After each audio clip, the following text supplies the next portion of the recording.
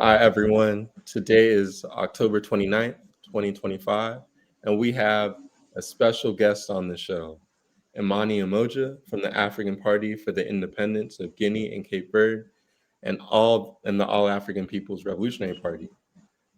He's on to discuss the U.S. Africa Command, or AFRICOM, for the fifth International Month of Action against AFRICOM, with the theme 21st Century Neocolonialism, Capitalism, Compradors, and the Ongoing Scramble for Africa.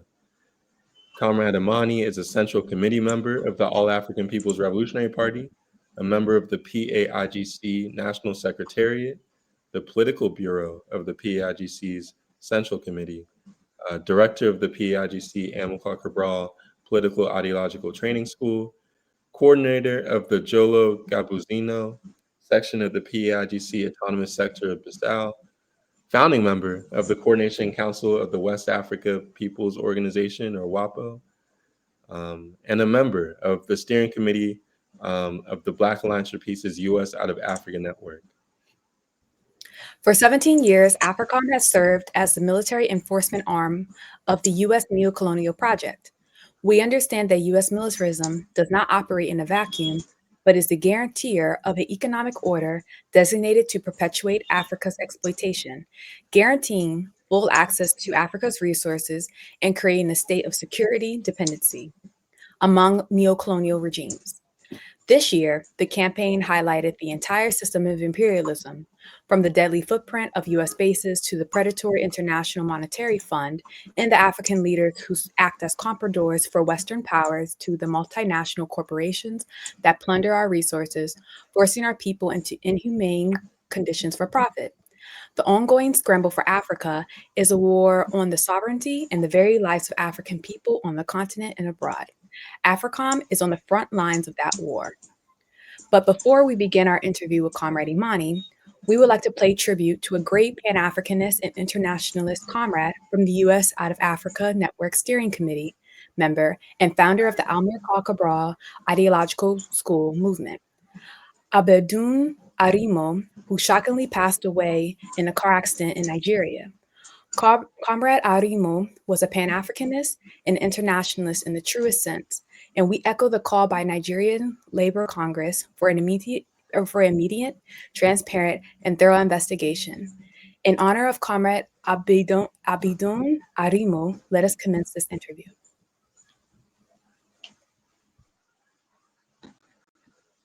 Yes, so welcome to the show, Comrade Imani. So as we mentioned, the theme for this year's month of action is 21st century neocolonialism.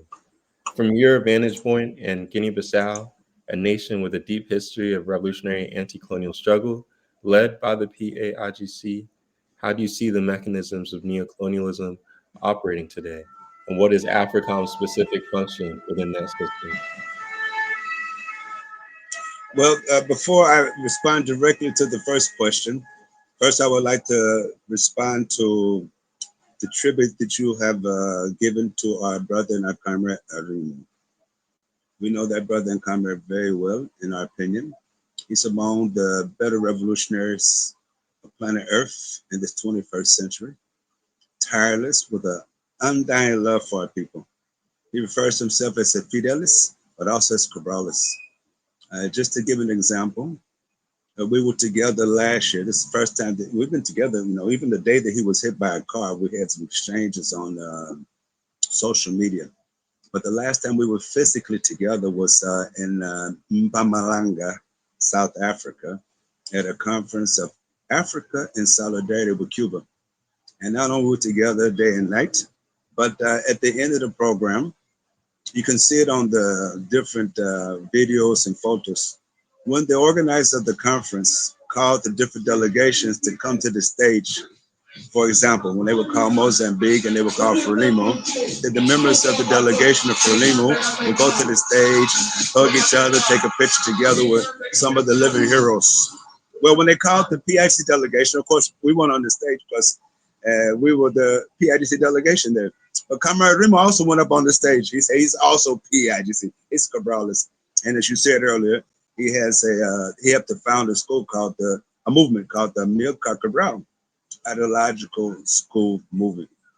I would also like to add also that today, the 29th of October, 2025, is also the 60th anniversary of the cruel assassination of Mehdi Ben Barka.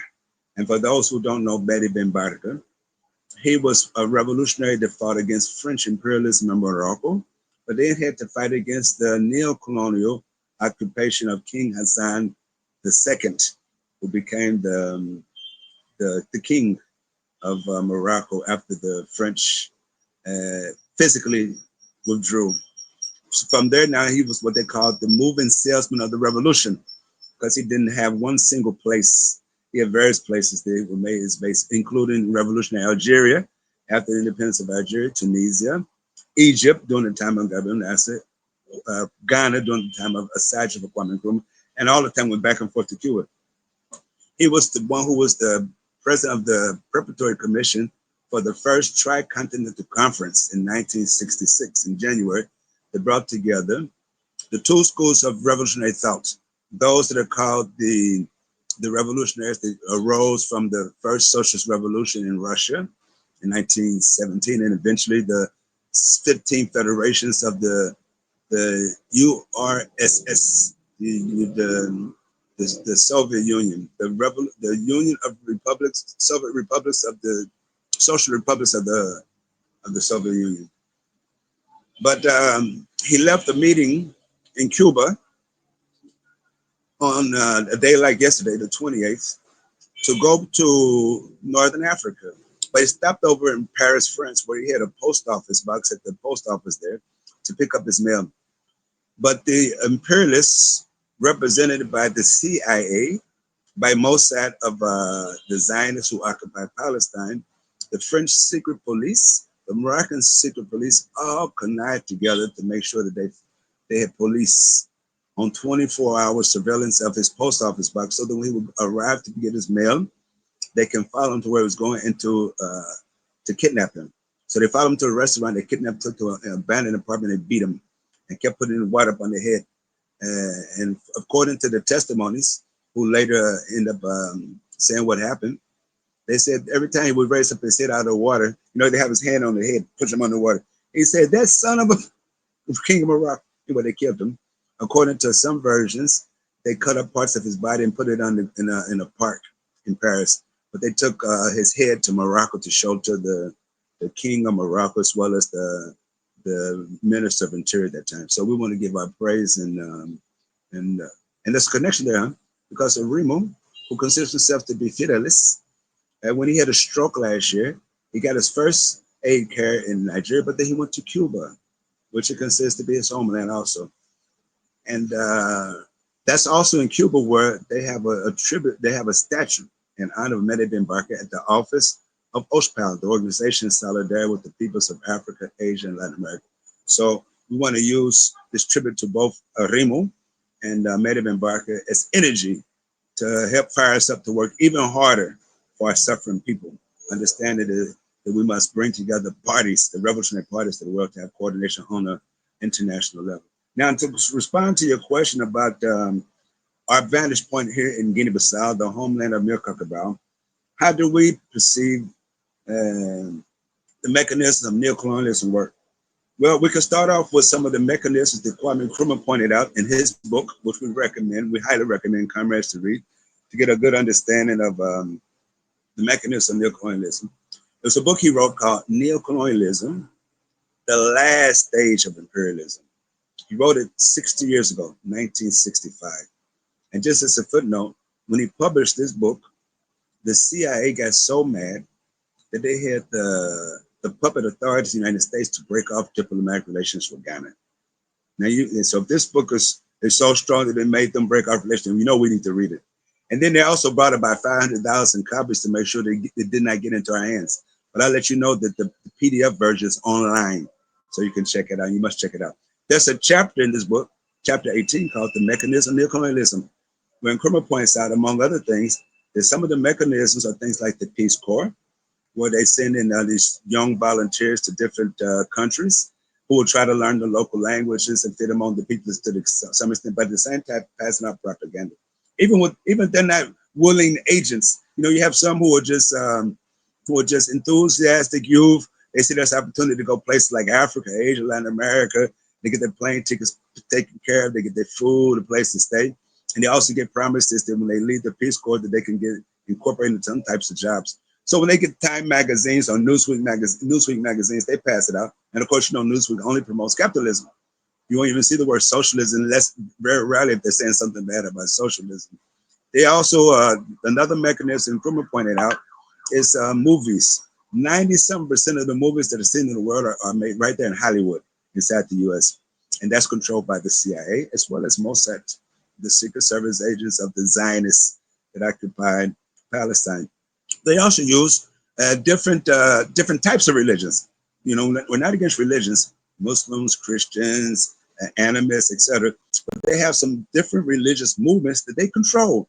And one of the things they do to control is they make sure that when the people are converted to their religion, they say, well, you know, in our religion, you can't be involved with politics. You can't pledge allegiance to the flag in the country you're at, and you can't be involved, you know, everything's political.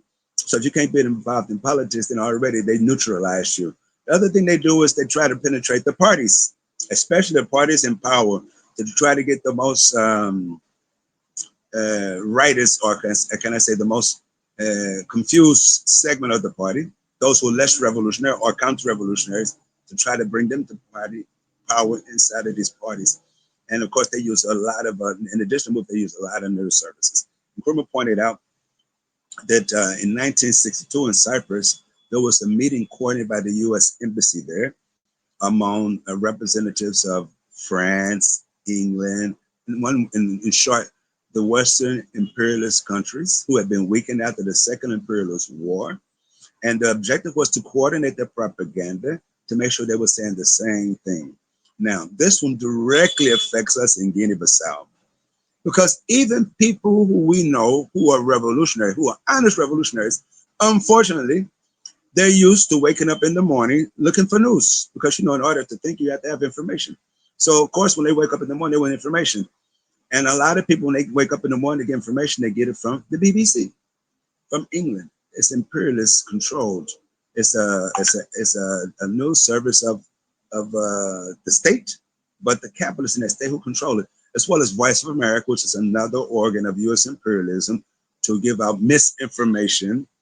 And unfortunately, even as I'm talking to you right now, even the progressive radio stations that we have in Guinea-Bissau, after they give the honest local news, domestic news, when they get to the international news, many times, most of them, they're turned to the BBC or Voice of America or Radio Dutch Welle out of, at that time it was Western Germany, but then, you know, Western Germany, Eastern Germany have made one state again after what they call the fall of the Berlin Wall in 1991, when the Communist Party of the Democratic Republic of Germany fell. And they also try to use what they call business core, where they come in with the different initiatives saying, yeah, we're going to help you, start your businesses and help you with some startup money. But behind it, they're trying to attract those who are interested in business to be a part of some of their multinational corporations or be a front for it. So the other thing is with the military. The military, our military is different than the militaries of places like Senegal, Nigeria, etc. In those places, Senegal, Nigeria, Guinea, Conakry, even Ghana, when they got independence, they had to inherit the army from the former colonized. In the case of Ghana and Gambia, they inherited the British army. In the case of Mali, in the case of Cote d'Ivoire, they inherited the army from the French. Now, in Guinea, Conakry was a little different, because when they went into independence on the 2nd of October 1958, they didn't have an army because the French left. So, and they took everything, took all the money from the treasury, even took doorknobs and lights. So Secretariat had to make an appeal for those who were in the Africans born in Guinea, who were in the French army, to come back to Guinea to help form a national army for Guinea Conakry. And those are some of the same people that did the coup against the PAIGC, the Democratic Party of Guinea, of the Democratic African Revolution, PAIGC, RDA, led by Akhenaten Sekou Touré, the great Pan-Africanist revolutionary. With Ghana, similar. It was the armed forces that were inherited from the British colonial army. Some had been trained in Britain, but they had some who had been trained in the US. And they're the ones who did the coup d'etat against the CPP, the Convention People's Party, led by Osage Kwame Nkrumah. In Guinea-Bissau, it's a little different. Cabral had the opportunity to learn from the other countries like Guinea-Conakry because he was based there. He used to go to Ghana all the time. So what we did in Guinea-Bissau was those armed militants, they were using those militants that were struggling against colonialism and struggling to build a new society. We call them militants with arms. We made that the nucleus of the People's Revolutionary Armed Forces that was founded in 1966 while we were still carrying out the glorious armed struggle. In addition to our militias, in addition to our guerrilla groups, we had the People's Revolutionary Armed Forces, FARP, Force Armada Revolucionária do Povo. So with them, it was more difficult to infiltrate, but they have been infiltrated. The reason why they have been infiltrated is because you had, in our opinion, you had a party and you had a movement at the same time, but it was all called the PAIGC. Why do we say it was a movement and a party? Because the party was founded first. It wasn't founded as a front or as a movement. It was founded as a party. With the front or a movement, anybody who was against something, like in the case of colonialism, anybody who was against French colonialism and the French colonies, okay, you become part of the movement. Here in the Portuguese colonies like Mozambique, Angola, anybody who's against the Portuguese colonies should become a part of the popular movement for the liberation of Angola. Whereas Guinea-Bissau, the PAIGC from the very first day on the 19th of September 1956 said, we're going to start a party. What's the difference? A party not only is against Portuguese colonialism, but it's for something. It's for socialism. It's for the transformation of society. It's for the equality of men and women. It's for everybody in society to be inclusive, to be given human value. So if you ask a militant inside a movement, okay, who are you against? They all say the same thing. No, we're against the Portuguese colonialists. What are you for? You have different answers. What are you for? No, we have different answers. Whereas if you ask a militant of the PAIGC, what are you against? No, we're against Portuguese colonialism. We're against racism. We're against exploitation. What are you for? You have the same response. We're for the socialist transformation of our society. We're for liberating all of the African continent, to have one liberated socialist Africa. We're for a world rid of imperialism. We want a socialist world. But now, this is the response that they will give with their mouth. But you still had some who really weren't all that even familiar with the program of the party. And why? Because you had an armed struggle. When it first began, you had the party. But as lots of people joined, anybody who was willing to fight against the Portuguese colonialists were given training and given a gun to fight. So some of them really didn't understand the program of the party, didn't really understand the socialist transformation we were about there, but they moved up through the ranks. And with some of those who moved up through the ranks in what we call the movement aspect of the party, so-called party, but really a movement in practice, they're the ones who did a coup d'etat in 1980 on the 14th of November. And so from then, there was a struggle between the party force and the movement forces.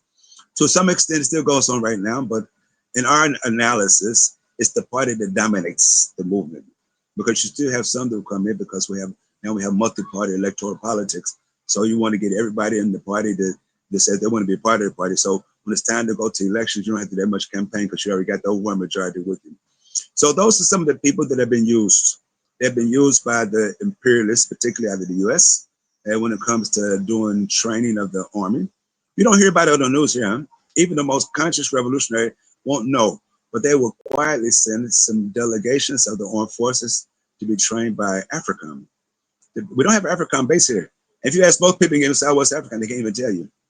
But they will send some of them quietly, even to the US, to become trained. And the other way we see them working is, as I said earlier, with the Voice of America, and to a certain extent, even with BBC.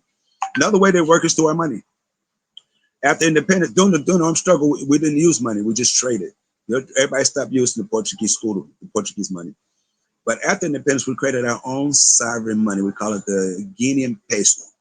And it was us who sovereignly sat down with all the countries in the world to discuss what would be the trade value. Sit down with China, what's the trade between the Guinean peso and the Chinese yen? Sit down with Cuba, what would be the trade value between the Guinean peso and the Cuban peso? Sit down with the United States of America and say, okay, what would be the trade between the US dollar and the Guinean peso. So just to give you an example here with the US dollar, I think most of you are more aware of the value of the US dollar. It's actually just a paper copy. Huh? Used to be gold, used to represent gold, but now it's just like toilet paper. You know, they've been fooling people for a while, but now a lot of people are waking up and they're getting away from the dollar. When we first started the Guinean peso, you would trade $1 for 30 Guinean pesos, and you can get a taxi to the market. You go buy fish, buy rice, and get a taxi back to your house and still have some change left over. But when Guinea Bissau got into the Bretton Woods organizations, like the IMF, International Monetary Fund, the World Bank, what they call the World Bank for decolonization and deconstruction of Europe, which is called the World Bank for short.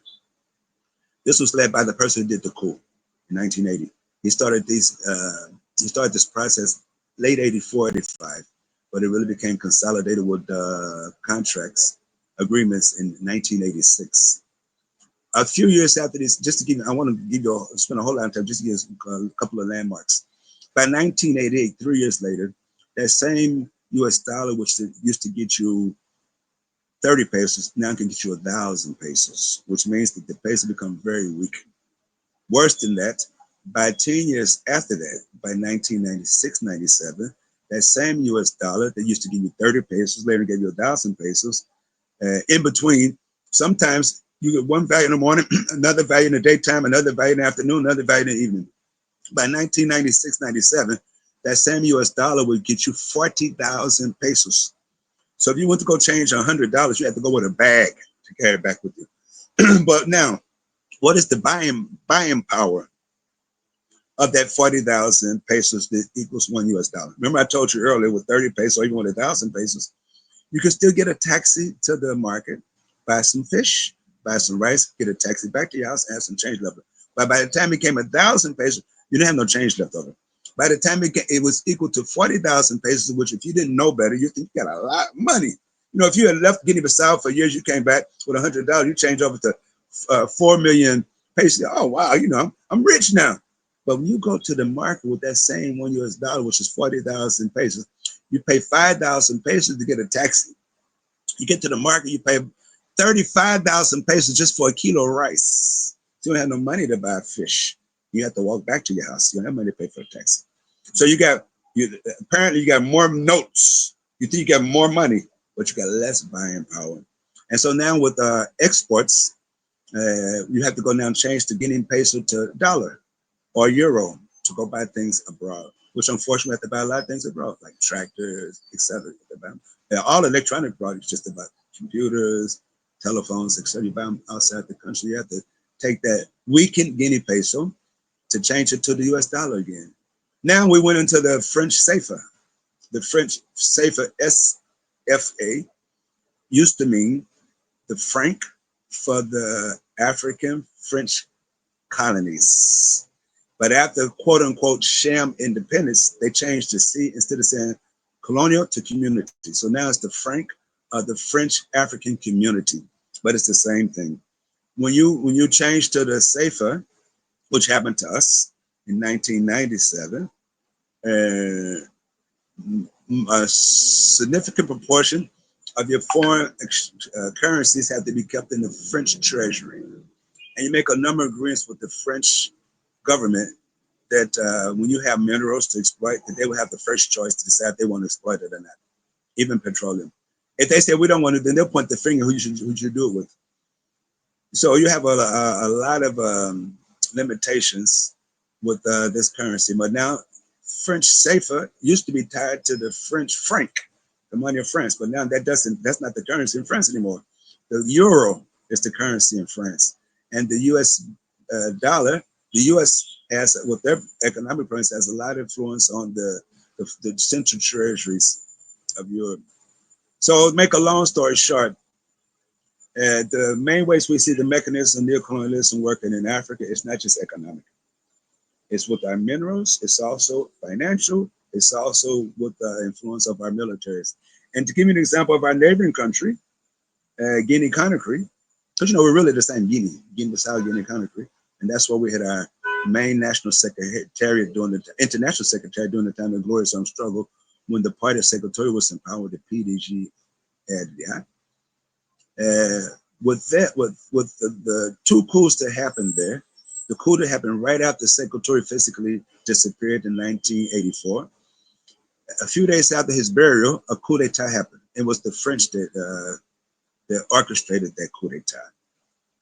So when they consolidated the coup d'etat, not only did they put the party out of power and arrested a lot of its leaders and killed some, others left the country, but they took over the economy again. So now a lot of the mines that the party state was trying to make sure they were not hastily give away contracts to foreigners, but instead say, let's train the children of our land. So they become the geologists, they become the geoeconomists, so they know how to exploit our resources on a rational basis for the good of our people, understanding that we are representatives of the future, our children's children.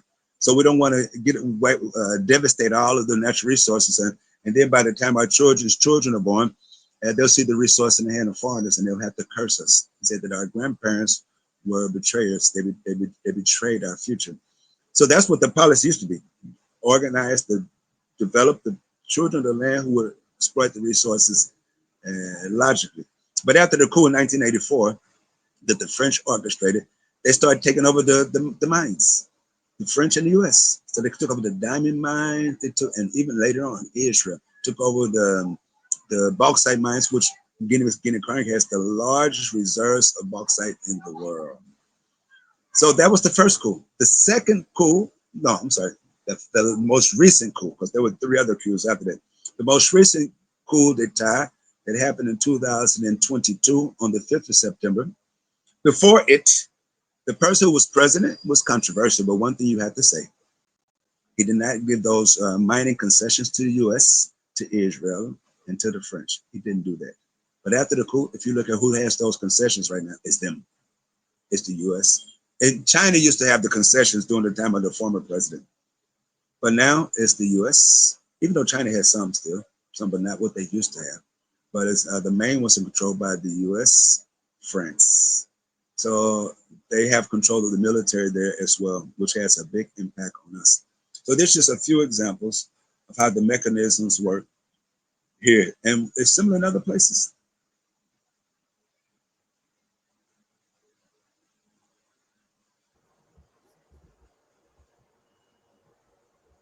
So if that's a satisfactory response, we can go to the second question. Yes, thank you, Comrade Imani, for that thorough response. It's really important for us to be able to understand that things are not just inside of a vacuum, that one event leads to many, many other events, and that leads us to our position today. So our second question is, the Black Alliance for Peace states that AFRICOM is a guarantor of an economic order designated to perpetuate Africa's exploitation. Could you give us some more concrete examples of how U.S. militarism, through bases, training, or operations, directly facilitates the plunder of African resources by multinational corporations? Okay, I want to start off with a country that I didn't really mention yet, Ghana. If you go to the airport in Ghana, a Ghanaian citizen goes through a door different than the door that the U.S. military goes through. And those of us who don't live in Ghana, but fly into Ghana, we also go to the same door as those who were born in Ghana, just a different line. But those who are part of the U.S. military are part of the U.S. quote unquote diplomatic staff, or anybody related to the U.S. who's doing any type of work inside of Ghana. They go through a different part of the airport where they're not searched. All they do is show their U.S. passport, and they don't get searched. And we don't know what they're taking and what they're bringing, and they're given a lot of rights that even citizens of Ghana don't have. If you look at the mineral interests of Ghana, Ghana has a whole lot of resource. Among them, gold. In fact, the British used to call it the Gold Coast because they have so much gold. But can you imagine that only about 1 to 2% of the revenues of that gold goes to the Ghana economy? That is to say 98+%, almost 99. At one time it used to be 99%, goes to the I forgot the Anglo something gold. It's right on the tip of my tongue, but it's controlled by the U.S., Canada. It's the Europeans. Similar with some of the crops like cocoa. Cocoa is one of the main exports too. But Ghana doesn't produce any of the chocolate. The chocolate is produced in European countries, in the US, and then some sent back to Ghana as a final product. They control the Ghanaian army as a result of that. And now, by extension, by them having influence on a number of armies in the 15 countries that make up ECOWAS, the Economic Community of West African States, even though right now 4 are suspended. Well, they say, you know, really it's only really 1 suspended now in Guinea Conakry, because 3 of them, Niger, Mali, and Burkina Faso, after they were threatened of invasion, they left. So you have 4 of the West African countries not a part of ECOWAS right now. Out of the 15, there's 11 left. If you look at those 11, the majority have armies that are seriously influenced by U.S. Army, by AFRICOM, seriously influenced by it. Now, with Guinea Conakry, I made mention to the coup d'etat that happened on the 5th of September in 2022. It wasn't coincidence. It was the same time that AFRICOM had training going on in Guinea Conakry. And since you have a lot of people who have cell phones with cameras on it, a lot of them took videos of some of the people, the Europeans in the US Army on the streets celebrating with those who were clapping for the coup makers. The main coup maker, Mamadou Doumbia, who is now the imposed president, military president of Guinea Conakry, was also trained by AFRICOM. He was also trained by Israel, the Zionists that occupied Palestine, and he grew up in France. He was a French Ranger, and he's married to another French Ranger. She's official in the French army, and they are now the ones who are dictating, or they're the puppets, the spokesperson for those who are dictating who gets the mineral rights. And Guinea Conakry got a lot of minerals, like Africa, super rich, where people are still poor there. Here in Guinea Bissau, I think I gave a number of references, but one of the most recent would be that very recently, the petroleum exploration company in Guinea Bissau just signed the contract with Chevron, a U.S. petroleum company, where they say that the Chevron will pay 100% of the expenses to do the prospection and the exploration of the petroleum, but they will keep 90% of the share, which means we'll only get 10% of the share. And that 10% won't even trickle down to the people as long as this neo-colonial regime, because we have a neo-colonial regime that's in power right now. Well, anyway, it's occupying the state. It's not really in power. It's occupying the state and using terror against our people. And it too was propped up by France. But the main way they propped them up was using Senegal for the most part. Now, you had a lot of influence also of Nigeria at the time of Mamadou, the late Mamadou Buhari, who used to be the president. One time he was the one who did the coup in Nigeria, became the imposed president, and then supposedly won the multi-party elections and became the president again. And he's considered to be like the father of Umaru Sissoko Embalo, the one who's sitting in the presidential palace with an expired term. But you also a lot of influence of Congo Brazzaville. But the main base that they were used to destabilize Guinea-Bissau was Senegal during the time of Macky Sall. Now, it's very important that you understand this is before the uprisings that our people carried out in 2022, 2023, which end up having a change in power. The regime of Macky Sall fell, and the regime of PASTEF, the patriarchs for the ethical workers of Guinea-Bissau party, Senegal party, came into power with Bassirou Diomaye Faye as the president and Ousmane Sonko as the prime minister. But before them, Macky Sall was like the main neo-colonial agent with his groups. And when I say his groups, he had a lot of control of the paramilitary, the army, the police, the secret police, and used to plunder the public treasury and give money to people like Umaru Sissoko, so that they would do their best to destabilize the PAIGC and to give more strength to anybody who was opposed to the PAIGC. So even we had the very controversial elections in 2019 where we won. It was the Macky Sall had openly supported the regime of Umaru Sissoko Embalo. openly. I mean, you see all their propaganda cards, you see all of the materials. And we went through a dispute because they did a whole lot of stealing. He backed them up with ECOWAS. So while we had a dispute going inside of the Supreme Court here, which is the constitutional court during the time of elections, before the dispute was even resolved by the Supreme Court, Macky Sall had already, he was the president of ECOWAS at the time. He had already had ECOWAS recognize Umar Sissoko as the president. But even before ECOWAS recognized him, he already invited him officially to Senegal as a president, even though he hadn't been sworn in yet. Same thing with Congo Brazzaville, Nigeria also.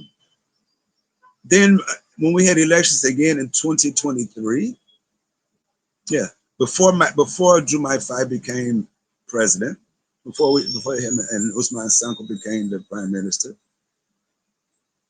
we surprised them. I mean, we shocked them. They thought with all the destabilizing they had done against the PAIGC party, that they controlled the voter registration. I mean, they gave voting cards to children being breastfed, to those who were dead, buried in the cemetery, to different people who live in Senegal and Guinea Congo, the same last names as names in Guinea Bissau. So they thought they had that wrapped up. They also invaded the PIDC headquarters. They made us delay our Congress for a long, long time. They cut off all the sources of finances that we used to have. The ones that were tied to the state, because you know, the National People's Assembly, every party is given such X amount of money every month. And then by dissolving the National People's Assembly, even that when you dissolve it, the deputies, like the members of parliament, still supposed to receive the salary. They cut that out. So they couldn't give money to the PIDC. So then we also formed a coalition, the PIDC, with other parties that are similar to us, and we call it the PAI Terraranca. Here they pronounce it PAI Terraranca. So they said in the Supreme Court, no, you can't use the PIDC flag because the coalition is different than the party. Everybody here is used to our flag. It's a Pan-African flag, red, black, green, and gold, the black star. They said, no, within 30 days before the election, they said, you can't use it. You have to come up with another symbol. So we came up with a symbol of a house, a big house. Because you know, in Africa, in other parts of the world also, your family house is the big house. Even if you leave the house to get married and have your other house, that's the little house, but the family house is the big house. So that's how we consider the PIDC headquarters, the big house. We put the party colors there, red, black, green, and gold.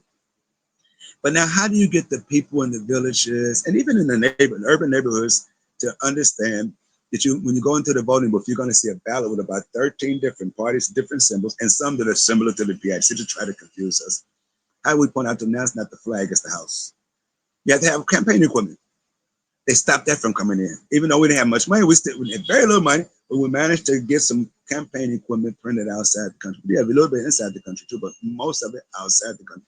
They stopped up with the plane landed. They stopped us from unloading the campaign material.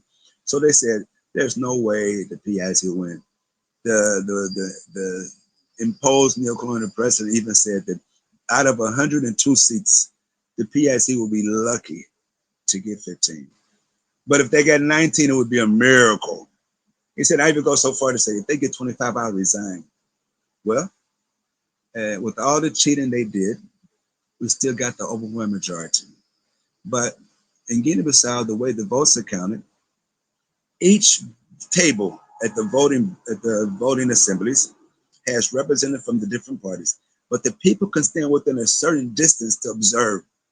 Every voting table I walked around, every voting table that I went to, saw crowds of people being like monitors of the process. From the very beginning, when they opened up the booth to nighttime when they closed at the booth, 5 o'clock. But what they did there too was they had another trick. A lot of our people who had voter registration cards, when they went to go vote, their name was not on the list. So, and then there's no transportation on election day. So you're walking around all over the place trying to find out, well, where's my name? Which table is it on? So just to give you an example, the area that you mentioned that I coordinated with the party for a place called Jolu Gabosinyan. So when I went to Jolu Gabosinyan in the morning after I voted here, I asked them, what district are we having the most problems with? They said the district by base 5. I said, well, let me go over there. When I go over there, all these people coming up to me concerned. Here's my voting card, but my name is not on the list. So we tried to call we kept on calling the telephone number of the cabinet, the technical cabinet that accompanies the voter registration process, where we have a representative. The phone was busy for more than an hour. When we finally got through, our representative said, I tell you what the problem is. They took the list from the district by base 5 and they put it over by base 8. So we're going to get the list and bring it to you. They brought the list to us about 3 o'clock in the afternoon. But the tables are supposed to close at 5 o'clock. Fortunately, the police were there, were sympathetic with the PAIGC. And that's the thing that the enemy is learning more and more every day that they're surprised about. They think they try to give out the image that they got the armed forces on their side, the army and the police. But I can tell you, conservatively, at least 70 something percent, not 80% of the armed forces are with the PAIGC. But since they have an ideal that there's a number of people with the PAIGC, then what they did was they trained some mercenaries. They even imported some mercenaries. They're not from Guinea Bissau. They imported them to be with them. Some were trained in Israel. Others were trained in Niger before the coup there. Others were trained in Congo, Brazzaville. Well, Dennis Sassou Nguesso was the neo-colonial puppet there. But a lot of them, they're with us. When they have the opportunity, they'll let you know they're with us. They said, we're not going to go anywhere until the last person votes. So, Congress, I want you to know, because of the high level of political education and consciousness of our people, they stood in a line in the darkness to 5 o'clock in the morning to vote.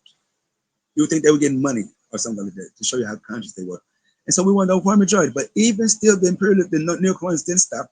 Macky Sall left Dakar and came here to Bissau with a lot of money to try to go by some of the quote unquote opposition parties to agree with a electoral coup with him, that they would stop the results from coming from the different districts to get to the regions, and from the region get to the central National Electoral Council, and they would cheat. Some of them took the money, but some of them were principled and didn't take the money. And I know this from some reliable sources, some people who live right by the house where one of the opposition candidates lived. When Macky Sall went there, they didn't find the brother there. He left. So it's a whole, the other way they work is inside of the regional organizations. ECOWAS is not just a regional organization, it's a community. The strategy of ECOWAS, when it's founded in 1975, was founded by some revolutionaries, Sekou Touré, at the time the Guinea Bissau and Verde just got the independence, to help them to bring more stability against all the rest of the neo-colonial countries in West Africa. So it's always depends on how many progressive revolutionary forces come into state power in these countries. But they all the time they try to use those who are their main neo-colonial puppets. And I already told you one of them, Macky Sall, the other one,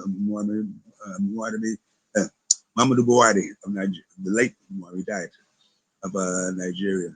So they try to also use them. So then we have situations like in our case, where you have some factions of ECOWAS that are honest. They want to see democracy really work. So when they see that democracy is being trampled on in Guinea Bissau, the constitution being trampled on, then they'll try to use the different commissions of ECOWAS to try to correct the errors, and then to try to use as much of the influence as possible, so that when the heads of state meet for their summits, that they'll issue resolutions and the commissions cannot implement them. So this being a couple of examples. When we shot them by winning the elections in 2023, first thing they did was drag their feet from June all the way up to the end of July to inaugurate the National People's Assembly, because the president of the PAIGC became the new president of the National People's Assembly, which is the second figure of authority in the country. He or she, in this case he, is the one who replaces the president during any types of absence. If he travels out the country, or he gets so sick he can't assume office, or he gets killed, the president of the National Assembly becomes the interim president until we have elections again. When the neocolonial president traveled, they arrested the Minister of Economy and Finances and the Treasury State Secretary and put them to a common prison illegally. First of all, they couldn't arrest them. If they were accused of anything, they should have just been accused. They were accused, and they should have been and they tolerated with they collaborated with the investigation. But they arrested them out of abuse. And then now the National Guard went there to take them from that common prison cell to the National Guard headquarters so they'd be safe. So the president who was out of the country, who should have been in contact with the president of the National People's Assembly, didn't get in contact. We just gave orders They have his thugs come from the presidential palace way across town, go across the other part of town to start shooting. And it's close by the house of the president of the National People's Assembly. And he didn't know anything about it. His security thought they were shooting at him. So they had him leave his house with his mother, who's 104 years at that time, who recently after that, very shortly after, she made her transition, probably because a lot of that shock too. But you can argue that she was older, but we're sure that shock was one of the main things that tilted the balance over. So anyway, make a long story short, they said, no, this was an attempted coup. And by saying it was an attempted coup, what is the remedy? No, we got to dissolve the National People's Assembly. Even though the Constitution says under no circumstances can you dissolve the National People's Assembly for at least 12 months at the elections. And so this wasn't even 6 months yet. But they just trampled on the Constitution. So the ECOWAS said, okay, we're going to invite you to open up the doors to the National People's Assembly. That's a diplomatic way of saying, open up those doors. You can't do this. But they have some forces that just seem to just deny the decisions of ECOWAS. The other thing they did was they said, okay, now we're going to, and the Constitution said, if you do dissolve it, you have to wait after 12 months. And when you do dissolve it, you have to have elections within 30 days, within 90 days. So they sent in a high political commission. He stopped them from coming. When I say he, I'm talking about Marcus and Sokamala. So they got together and said, okay, we're going to send even a higher level political commission. Former Supreme Court judges, former Minister of Finance, of Foreign Affairs from Nigeria, experts on electoral processes, on Constitution. So this time he let them in, but he thought he had them under control. I think they tricked him.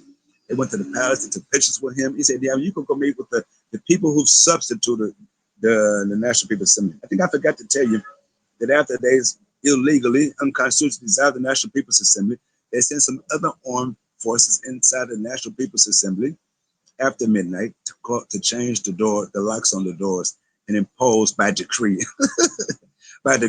a so-called president of the National People's Assembly. The person is supposed to be elected until the following elections. The other thing they did was they had armed thugs surround the Supreme Court office for 3 days and force the president of the Supreme Court to resign.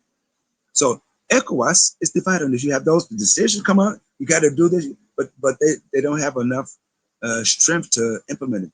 And you got some armed agents of ECOWAS here, about 650 military from various countries in West Africa, mainly Senegal and Nigeria. It's called the Armed Stabilization Missions, whose job it is to make sure that our institutions are stable. That's what they call it, an armed stabilization mission. But when they came here, it was really just the Senegalese troops and the Nigerian troops disguised, and even Ghana to extent too, because the former president of Ghana, Akufo-Addo, was also in that neo-colonial club with Macky Sall and Verde. Unfortunately, we had some changes there as well.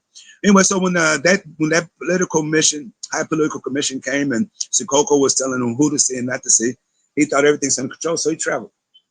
Soon as he left, we also made a lot of noise. How can you come here and not meet with such and such party, such a?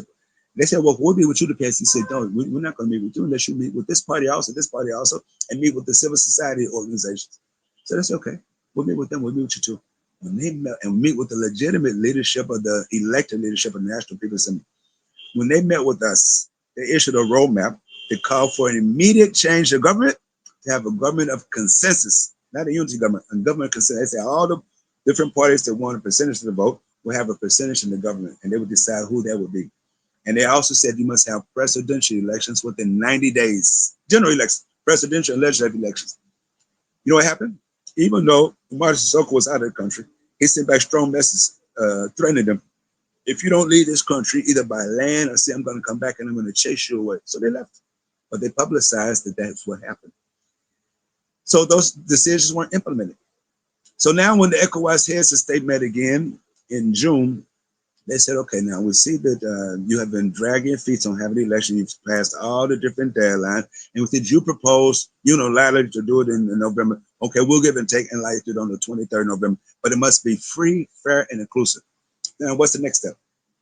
Next step, knowing that the PAIGC and this coalition will whip them hands down, they simply said, okay, with that control Supreme Court, that out of the 11 judges, only 6 were at the meeting where they're supposed to decide on who will be candidates, who will not be candidates. So out of the 6, 3 of them voted that the PAIGC should be omitted. PAIGC coalition, PAIGC should be omitted. 2 voted against, but the one who's the imposed president of the Supreme Court said, no, he has the right to have 2 votes. So even though it was 3-3 now, he said that side won. And they didn't even do the plenary session they're supposed to do. And again, now the quorum for the Supreme Court is different than quorums for other organizations, huh? Most organizations, 50% plus 1. With the Supreme Court here, especially for electoral processes, is 4/5, which is 80%. 4/5 have to be present. Out of 11, that means 8.8 have to be present. Since you don't have 0.8%, usually round up to 9, wouldn't you? But if you say 8, they didn't have 8, they only had 6. So then using this now as a way to try to use psychological terror to make us think, oh, no, not the PAIGC run. And so some people who are weak will probably say, let me go tear up my voting card. I've heard some people say they do that. I said, don't tear it up, we're going. We said that our decision is that if elections happen, the PAIGC will contest and the PAIGC win. If not, elections won't take place. So that's what we're sticking to right now.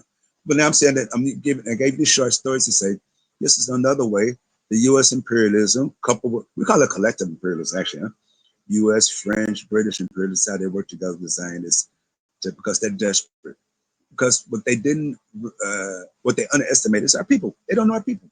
They don't know if you have a mass party, a revolutionary party is doing constant political education, raise up the consciousness of the people take ownership. And when the people take ownership, the people are everywhere. It's not just those sitting on the strategy. The people in different organizations, including uniforms, police uniforms, army uniforms. They work with some of these NGOs who you sent here to try to demobilize our people. That's the strength of the almighty people. So with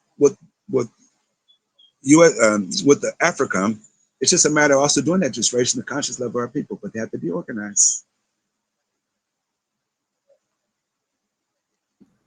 Wow, thank you so much for that detailed response. I definitely agree. You know, our people need to be organized, and you know, we need to do that consciousness raising to guard against these types of threats. And looks like we lost Tunde. Thank you, Imani. So our last question for today. With the ongoing escalation in the Caribbean perpetuated by the U.S. through Southcom and Comprador puppets in CARICOM and right-wing states in the region, particularly highlighted by the ongoing attacks towards the Socialist Bolivarian Republic of Venezuela and the citizens of Haiti, Cuba, Nicaragua, Trinidad and Tobago, and Colombia, how are these inhumane attacks and illegal sanctions connected to the mission of the U.S. A-APRP team in creating a zone of peace in Africa, similar to the multiple demands for one in the Western Hemisphere? I'm glad that the Black Alliance for Peace sees the connection between the attacks against the revolutionary regimes of the People's Revolutionary Regimes in the Bolivarian Republic of Venezuela and the Bolivarian Revolution throughout the peoples of our Americas, including Colombia, and as you mentioned, Nicaragua, Cuba, and the peoples of Haiti and Trinidad, Tobago, and other parts, because we've also seen we've seen the imperialists working all over Latin America, just like they're working all over Africa. So the connection between these two needs to be coordinated with the initiative to have a zone of peace in Africa, because it's the same enemy. But unfortunately, a lot of times we try to attack them in a micro-nationalist sense. So that, for example, maybe those who are in Nicaragua might just be struggling against the imperialists there, even though we know that they're hooked up with other international organizations or continental organizations like the ALBA, the Bolivarian Alternative for the Peoples of our Americas, as well as CELAC, the Economic Community for the Latin American Caribbean States. Here in Africa, similar. We've had a lot of initiatives to coordinate our struggle. Earlier, I mentioned the CONCP concept.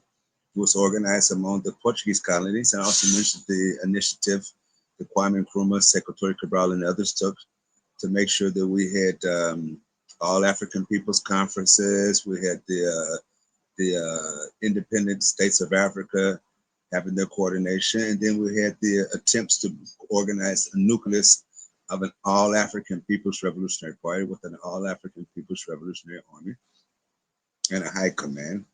And of course, now to bring together the central committees of the revolutionary parties in Africa to form what Nkrumah referred to as an All-African Committee for Political Coordination. They have coordination at the level of central committees, which means you have coordination at the level of the parties. And when you have coordination at the level of the parties, those that in state power as well as those that are struggling, that means you also have coordination of the armies, the state armies of the revolutionary, what we call the liberated zones, where not only are the countries independent, but they're constantly raising the conscious level of the mass of the people on a systematic basis through the revolutionary education in the schools, the radios, televisions, as well as actually inside the party too. So we think that for the key words here should be the constant political education, not only inside the party, but in the countries where you have state power, like in Cuba, like in Nicaragua, like in the Bolivarian Republic of Venezuela, and in Africa, places like Eritrea, Zimbabwe, Namibia, to name a few. And during the time when the PAIGC was in power, even a couple of years ago, we were in power before we got pushed out of power again, or during the times of the years when it was a party state, the initiatives were to make sure the schools were transformed into revolutionary centers of education, as well as taking advantage of the media. But in situations like we're right now, in most parts of Africa, where the revolutionary parties are out of power, is to make sure we coordinate with those that are in power and hook up with the international organizations. So the role of the Black Alliance for Peace is very key here, because the Black Alliance for Peace has a lot of its organized inside the belly of the beast of the U.S. as well as other parts of the world, and it has growing relationships with revolutionary parties and that are struggling to get in power, and some that are in power through its U.S. out of Africa network. So for us, coordination and constant political education is key. We have to understand that one of the key things with the political education is make sure that we train cadre. When we say cadre, we mean these men and women who have been transformed, what we call the quote unquote new man and woman, who is courageous, who is humble, who gives according to their ability to give and only receives according to their needs. Because the role of these cadre who can reproduce themselves is fundamental. Once you have the organization in place, you have the political line in place, the key role is the role of the cadre to make sure that in any type of situations that pop up, you're ready to deal with it. Like, for example, here in Guinea Bissau, we've had the ups and downs with the party. We've had times when sometimes the leadership had struggles among itself, but right now we have a unified leadership. But we still have a few what they call fifth column elements. Some of the internal enemies, who are few, but they're linked up with the external enemies. But fortunately, we have, in terms of the quantity, the larger majority of the people in the party are revolutionaries. So now the struggle is to make sure that these revolutionaries are hooked up with people like organizations like the Black Alliance of Peace, the other revolutionary parties in Africa and around the world, like the PSUV in Venezuela, the Communist Party in Cuba. So we can't overemphasize the importance of doing this constantly. The constant political education, the constant training of cadres so that the cadre now can reproduce themselves and make ourselves invincible. So when one of us makes our physical exit out of life, we physically disappear, we have many, many others who continue their work. Again, I want to give the example of the PAIGC. Amilcar Cabral was one of the serious revolutionary cadre. He was assassinated in 1973 before the country even became independent. But those political cadre, the revolutionary cadre, they intensified the struggle and defeated the external enemy, which was the Portuguese colonialists with their imperialist allies, NATO, US, Canada, England, France, Western Germany, Italy, and we took power. So the enemy keeps on working. They try to get what we referred to earlier as the comprador class, those who are the representatives of the imperialists, whether conscious or not, many times even unconscious, but they put their bellies first, their own interests first. So the enemy knows this and can use them to cause confusion inside the party. And of course, they try to prop them up so they be the ones who take over the leadership of the party. We've been through that as well. But because we have that ongoing political education with those revolutionary cadre, they had to deal with all types of situations. The situations where the parties empower the party state, the situation when the coup happens against us, the situation when multipartyism is imposed upon you, the situation when the party even democratically loses power, has to struggle to get back into power, or when it gets kicked out of power and has to struggle to get out of power. All the different situations that come up because we're dealing with a decadent imperialism, which is so desperate they do any and everything. But even right now, they still have the dominant control, not a monopoly, but they have the dominant control of most of the media in the world. We have to come to that reality. We have a lot of alternatives right now. We have a lot of media out of different socialist countries, but still we must admit the overwhelming majority of the 8 billion people in the world, still the majority, still rely on capitalist media, whether they're conscious of it or not, like I mentioned earlier. So we can't underestimate, we can't overemphasize the importance of having this coordination and this constant political education and being humble and being patient. Understand our struggle is a long struggle, but that during the short time that we have on this planet Earth physically, we must make sure that we learn from everything and give all we can and reproduce, pass on to others that which was passed on to us, and give the example, because our people learn from examples. So we want to emphasize not only should there be a zone of peace in Latin America and Africa, but there should be zones of peace in Asia and Europe. But you're going step by step. We think that the way that the Black Alliance peace is going is correct. You got the Americas, but you got Africa, and everybody in Black Alliance of Peace is African. Now our allies are not Africans, but they are conscious. The people in Cuba are very conscious of their relationship with Africa, as well as the people of Venezuela, the people of Nicaragua, many people of Haiti as well, Trinidad and Tobago, and Colombia itself. And some of the places that we didn't mention in Latin America, which got a lot of Africans throughout America. Look at Brazil, more than 100 million. And they're becoming more and more conscious too. So it might sound like rhetoric, but we cannot overemphasize the fundamental importance of doing constant political education. It's not just slogans, no. It's learning about everything. How do the different institutions that oppress us, how do they work? How do people who are in similar situations as us get out of it? How did the people of China come from a situation where you had millions of people dying of starvation? It's not like they were hungry, they died of starvation. And not now. And it wasn't overnight. There's a lot of sacrifice. How many millions of Chinese gave their lives in the armed struggles against the Japanese imperialists, against the British, the French, the US, and as well as their internal enemies.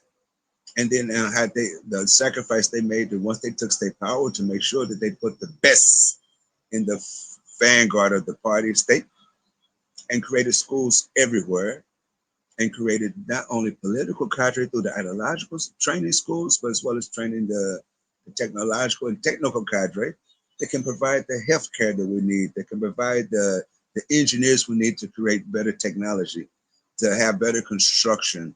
So now you have some of the results of it that is glaring for everybody to see. If you look at the area of construction, the Chinese got the best in the world. If you look at technology, they got the best in the world. If you look at healthcare, they got the best in the world. If you look at the ideological training, look at the Communist Party of China, with its 99 million cadre, it's one of the best in the world. It's not the only. I'm just using it as an example. So we believe that we need to walk together with them and hand in hand and have that coordination. It's a long struggle, just like in China, it's a long struggle. Here's a long struggle, but we're winning. We're outproducing the enemy. We're out-organized the enemy, but the enemy is still there right now. It's still there. Cannot, fool ourselves. Say, okay, we're winning, so now the enemy is already lost. No, the enemy is still there. They're desperate. They still have a lot of means at their disposal. But we have the truth on our side. We got the mass of people on our side now. Our job now is we said it, and we cannot overemphasize the importance of doing that. Constant political education, learning from our people, learning from the experience of others, learning from our strengthening our weaknesses, understand we have weakness and transforming those weaknesses into strengths. So to make a long story short, coordination and constant education. coordination on an international level. Thank you, Comrade Imani, for the very detailed and expansive answer. It's really important for us to understand that our struggles are shared struggles, and many of us here inside of the Western Hemisphere share African ancestry, and we are connected to our motherland, and we have to coordinate our struggles on the grassroots level as well on the governmental level. So thank you for this amazing interview. And coming back to the Activist News Network, we look forward to having you back sometime soon. And to our audience, thank you so much for tuning in, and have a great rest of y'all day. We want to thank you so much, and we wish you all the courage of the world. We wish you the best of health and happiness as you continue to serve our people. And don't underestimate the greatness of the contribution you're making. Thank you, Comrade Imani. Good night, Thank everyone. you, my sister Karen. Thank you. We're together. Together. We state these facts only to let you know that those of us who are revolutionary, Pan-Africanists, is not because we love revolution. It is historically determined, and we have no alternative but to follow history and to use history for the benefit of our people.